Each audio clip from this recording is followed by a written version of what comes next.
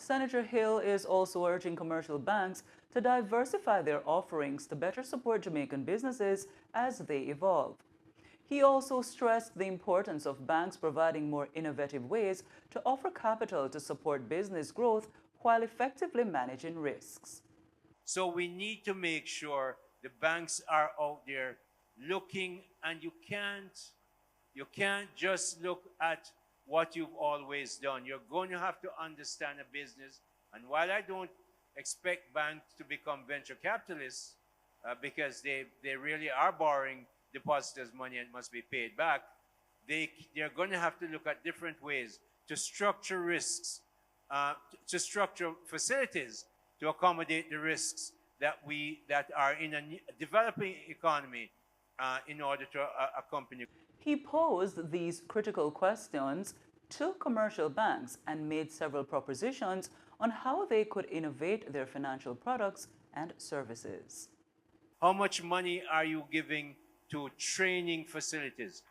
How many companies, how many private sector companies are looking to set up training facilities that do train along an apprenticeship line? And can you get your bankers to help you? So I'd want to see the banks expanding, and as we talk about manufacturing, across the breadth.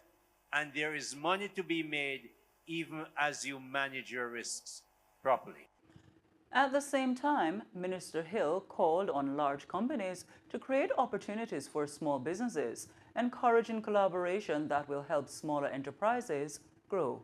We want big companies to offer opportunities to small companies. Many big companies are doing that. For instance, when I was at NCB, we made sure we stopped buying all our uniforms from overseas and made sure we buy from a lady who was operating out of her home.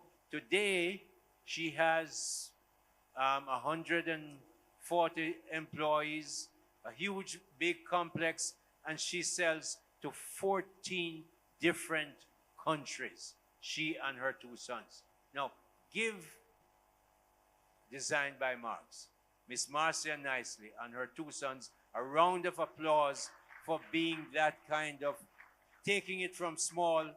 And Minister of Industry, Investment and Commerce, Senator Obin Hill.